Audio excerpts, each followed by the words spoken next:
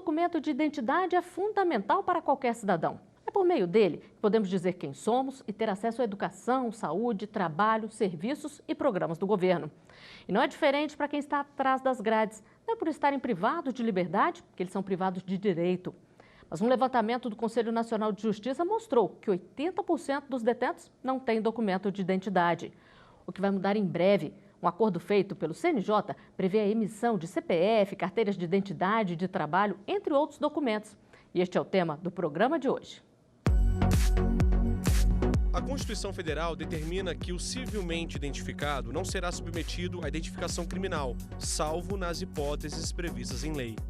Para falar sobre a garantia de documentação para detentos, eu converso com o juiz auxiliar da presidência do CNJ, Luiz Geraldo Santana Lanfredi, que é coordenador do Departamento de Monitoramento e Fiscalização do Sistema Carcerário e do Sistema de Medidas Socioeducativas, e com o promotor de Justiça do DF, Antônio Suxberger, que é membro auxiliar da Comissão do Sistema Prisional do Conselho Nacional do Ministério Público. Muito obrigada pela presença de vocês aqui no estúdio do Artigo 5º.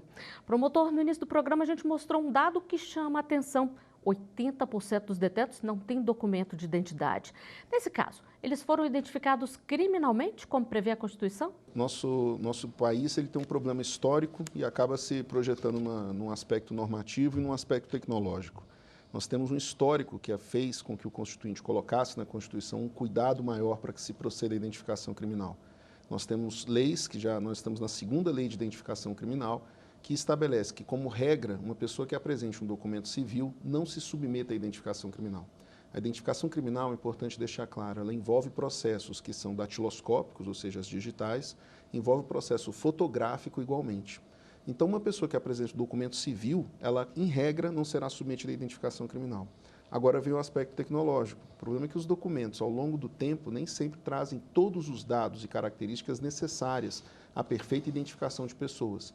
Problemas como homonímia, nomes parecidos, assemelhados, que acabam conduzindo a confusões, documentos emitidos com muito tempo, isso acaba criando alguns problemas e acabou ensejando igualmente a edição de leis mais recentes com dados de identificação que sejam mais detalhados. Então, a expectativa com esse dado, que é um dado chocante, do número de pessoas que estão recolhidas em prisão, que não têm identificação, digamos, precisa, diz mais respeito com a necessidade de que a elas seja assegurado o direito de emitir documentação mais detalhada, atual e que, enfim, possam exercer seus direitos civis, suas liberdades de acordo com como qualquer pessoa. Juiz, e que tipo de problema a falta de documentação traz para os detentos? O diagnóstico feito pelo Conselho Nacional de Justiça, ele buscava justamente confirmar um dado que nós já tínhamos, empírico, mas que implicava diretamente na questão da reintegração dessas pessoas.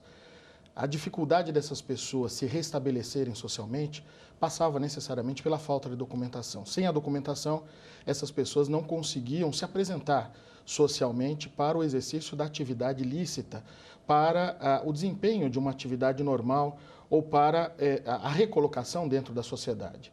É por essa razão, então, que o Conselho Nacional de Justiça entendeu que esse era um ponto-chave, era um ponto estratégico para se trabalhar dentro da execução penal, justamente buscando com que essas pessoas e o Estado, por detrás dela, pudesse prover a que essa documentação viesse e fosse assegurada como um instrumento de cidadania.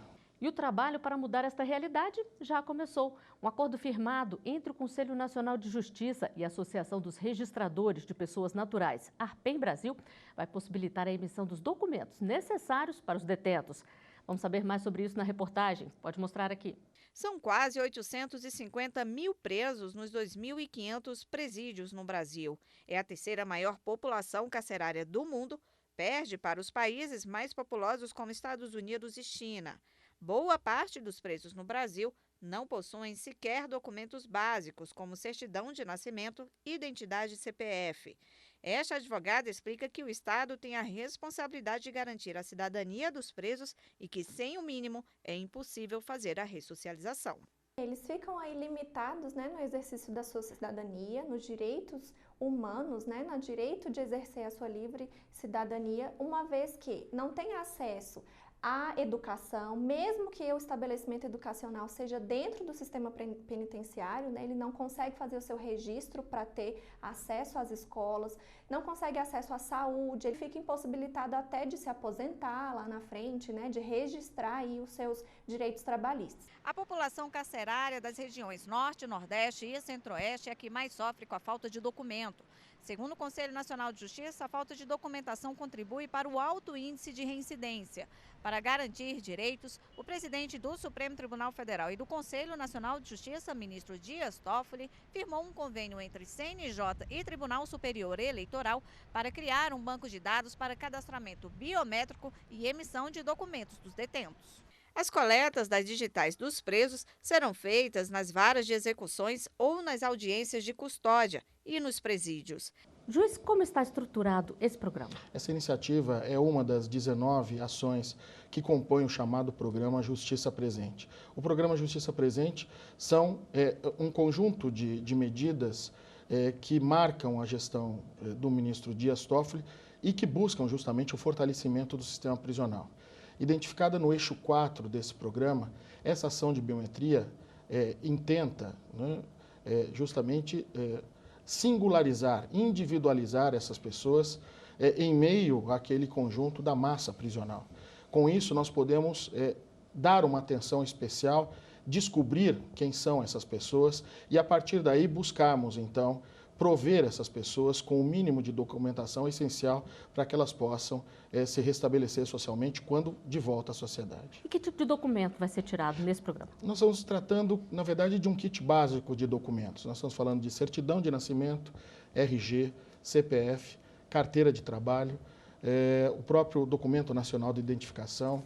Ou seja, são documentos mínimos que vão possibilitar a essa pessoa, junto com o título de eleitor e certificado de reservista, o acesso a direitos, o acesso a assistências que o Estado já contempla para a população em geral. Promotor, e esses documentos eles vão ajudar o preso a regularizar outras situações fora dos presídios, como, por exemplo, um casamento, alguma coisa assim? Acho que o exercício da cidadania, ele reclama essa certeza identitária. E essa certeza identitária, ela exige tanto a atualidade nos documentos, como igualmente o acesso a documentos outros que respondem a razões distintas. Nós tivemos uma sucessão de leis no tempo, Flávia. Nós temos uma lei de identificação criminal, que é a Lei 12.037. Mas, igualmente, tivemos em 2017 uma lei que trata do Documento Nacional de Identificação. Essa iniciativa, eu acho que ela é muito relevante, porque ela busca assegurar ao preso, ao interno do sistema prisional, o acesso a uma base mais ampla de identificação. Porque hoje nós temos os dados biométricos que ficam sob guarda da Justiça Eleitoral. Nós temos o CPF, que é fundamental para a situação dele tributária e de regularidade fiscal.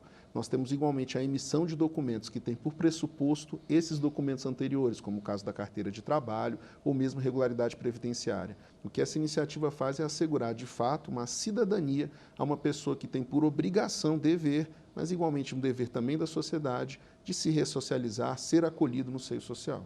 Pois é fundamental para a ressocialização também, né? Não há como falar em ressocialização sem que esse processo de pertencimento do cidadão seja efetivamente concretizado.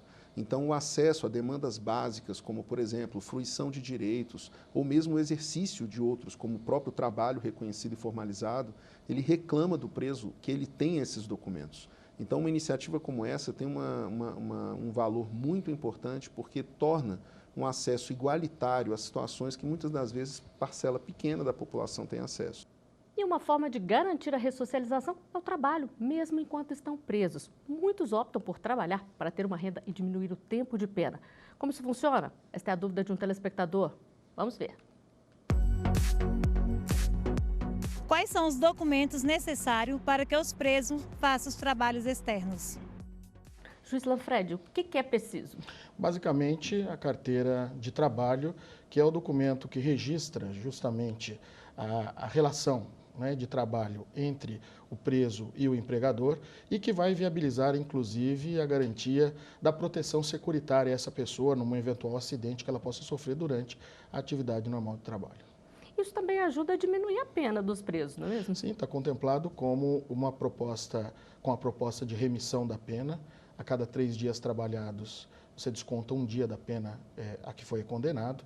E, evidentemente, é falso o argumento de que as pessoas que estão recolhidas ao sistema prisional não gostam de trabalhar ou não têm opção de trabalhar. Na verdade, o que nós temos que ver é que, muitas vezes, essas opções de trabalho elas são escassas dentro do sistema prisional.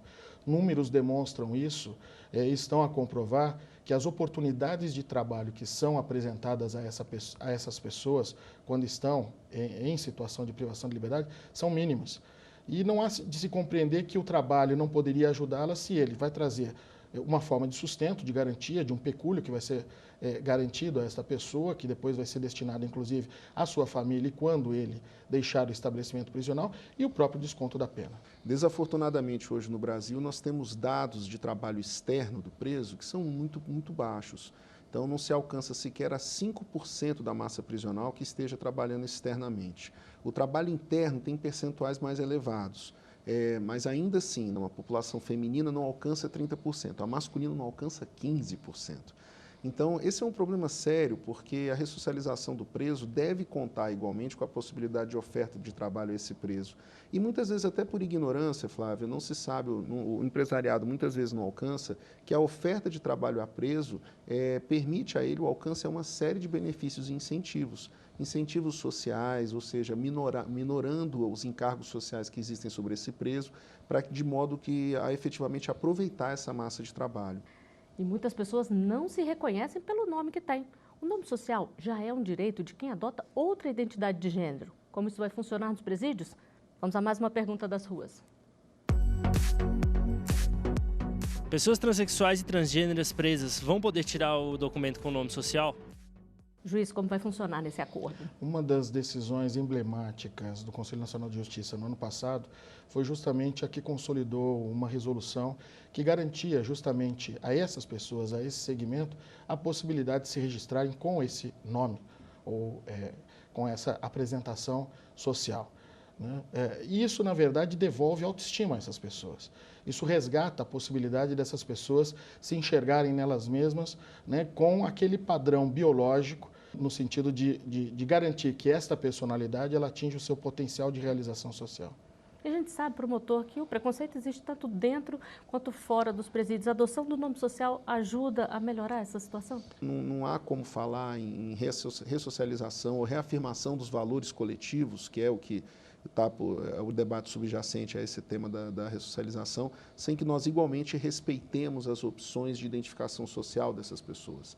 Então, em boa hora, se reconhece igualmente no momento de expedição desses documentos a possibilidade de que a essas pessoas seja assegurado o direito de que as pessoas que estão fora também já têm.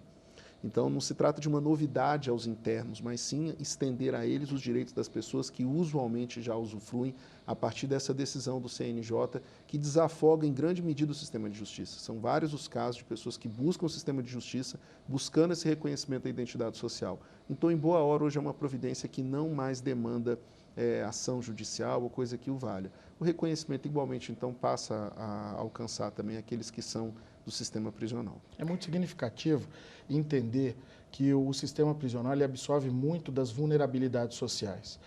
Muitas das pessoas que ali estão são minorias que têm, inclusive, a sua própria dificuldade de reconhecimento perante a sociedade. São pessoas que acabam se invisibilizando nessa massa.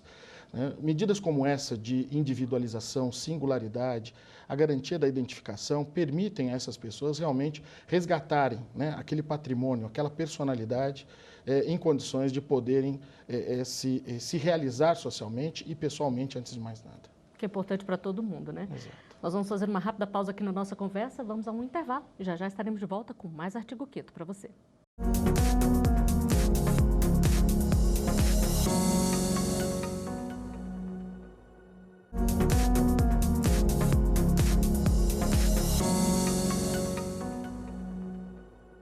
O Artigo 5º está de volta. No programa de hoje, a gente fala sobre a garantia de documentação para presidiários. Sobre este tema, eu converso com Luiz Geraldo Santana Lanfredi, juiz auxiliar da presidência do CNJ, e com o promotor de justiça do DF, Antônio Suxberger. E o nosso nome é a nossa primeira identidade. É como a gente se apresenta, mas tem gente que tem exatamente o mesmo nome. São os homônimos. Como fazer nestes casos? Vamos a mais uma pergunta das ruas.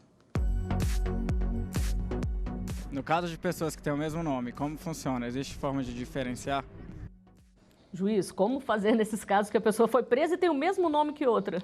Evidentemente que esse projeto em execução pelo Conselho Nacional de Justiça, ele prevê o tratamento dessas chamadas inconsistências, né? Através da biometria, nós vamos poder saber se essa pessoa realmente já tem uma identidade definida e, não acontecendo, existe uma série de procedimentos que vão ser feitos, vão ser tomados. Você consegue efetivamente, através desse processo, que pressupõe uma série de diligências, de levantamentos, se consegue chegar exatamente a quem é aquela pessoa no mundo real. Pois é, promotor, a gente sabe que alguns erros judiciários foram cometidos justamente por causa dessa confusão de nomes aí. Nesse caso, quais são os direitos de uma pessoa que é presa por engano no lugar da outra? Direitos e, eventualmente, deveres também. É crime a pessoa se identificar falsamente. É um tipo penal previsto no artigo 307 e, desafortunadamente, é algo que acontece com uma certa frequência. Muitas vezes, alguém que tem contra si um mandado de prisão em aberto, outra situação, dá nome de outra pessoa, ou mesmo, muitas vezes, dá o nome de um irmão que seja menor de idade. Isso cria um problema severíssimo para o sistema de justiça. Se uma pessoa é presa por equívoco do próprio Estado, processada e, eventualmente, sofre algum tipo de gravame, essa situação é reconhecidamente um erro judiciário. A pessoa pode buscar o aspecto indenizatório do Estado e o Estado, nessas situações, responde numa situação que chamamos de responsabilidade objetiva, ou seja, não se vai perquirir culpa do Estado. Se verificando o equívoco, o Estado fica obrigado a reparar, a indenizar esse dano, a reparação para os eventuais prejuízos materiais e a indenização compensatória para aquilo que ele tenha sofrido, como dor moral, problemas atinentes até mesmo a dificuldades psicológicas por conta dessas dificuldades. Então, há uma preocupação de certeza do próprio Estado, que conduz a uma maior exigência nesses processos de identificação e, de outra parte, igualmente, o dever que o particular tem de se identificar de maneira adequada perante a autoridade. E, além da privação de liberdade, que tipo de direito o preso pode perder? Esta é a dúvida de um telespectador. Vamos conferir aqui. Eu gostaria de saber se a pessoa que está presa, ela pode voltar. Promotor, como é que funciona? É efeito da condenação, muitas das vezes, a suspensão dos direitos políticos no período de execução da pena. No entanto, nem todas as pessoas que estão presas são presas hoje cumprindo pena ou em decorrência dessa suspensão imposta por sentença condenatória. Os presos provisórios, por exemplo, eles têm direito ao voto, uma vez que, enquanto a sentença condenatória não tem os seus efeitos verificados, ela ainda se encontra no gozo dos direitos políticos. O problema é a concretização desse direito. Uma vez que a pessoa se encontra recolhida, em rigor, é obrigação do eleitor se apresentar na respectiva zona eleitoral e ali depositar o seu voto. Há iniciativas pontuais espalhadas pelo país para assegurar o direito ao voto do preso. Iniciativas como essa, com a regularidade dos dados de identificação, inclusive perante a Justiça Eleitoral, que eu repito, é a guardiã dos dados de biometria. Então, isso pode permitir ou facilitar que iniciativas futuras venham a assegurar que o preso provisório, por exemplo, realize o seu direito ao voto. Todos esses dados de biometria que estão sendo coletados vão ficar arquivados lá no TSE para quando a pessoa cumprir a pena, ela poder voltar ao exercício de cidadania, ao voto dela normalmente? Exatamente. Esses dados não só vão ficar sob a responsabilidade do Tribunal Superior Eleitoral, não na base de eleitores propriamente dito, mas na base do chamado ICN, que é a Identidade Civil Nacional. Compartilhada essa base com o próprio Conselho Nacional de Justiça, ficando essa biometria também hospedada no chamado Sistema Eletrônico de Execução Unificado. Então, é uma forma de nós termos aí, né, o controle dessa biometria, a replicação dessa biometria, né, de modo a guardar os dados de individualização dessas pessoas. E essa coleta de dados, e principalmente a da biometria, ela vai possibilitar também ter números mais fidedignos da situação do sistema prisional? Sim, em certa medida isso já vai estar sendo realizado com os sistemas, com o aprimoramento dos sistemas que já estão em funcionamento no Conselho Nacional de Justiça. E aí eu cito não só o Sistema Eletrônico de Execução Unificado, o CEU, como também o Banco Nacional de Monitoramento de Prisões. A conjugação e a complementariedade desses dois sistemas vão nos permitir ter um acesso em tempo real, né, não só exatamente ao número de pessoas que estão em privação de liberdade, em cumprimento de pena, mas principalmente aos expedientes que amparam justamente o cumprimento dessa pena em relação a cada pessoa. E ter estes dados, promotor, é fundamental até mesmo para a formulação de políticas públicas? É uma preocupação de um arranjo institucional complexo. Quando o Supremo afirma a inconstitucionalidade do Estado, do nosso sistema prisional, é um chamado a todas as instituições e o Ministério Público igualmente responde a ele. Então, hoje, em situação de publicidade ativa, ou seja, o CNMP hoje, ele divulga os dados que são recolhidos por todos os promotores, procuradores da República, Brasil afora, que, por lei, mensalmente fazem inspeção em estabelecimentos prisionais.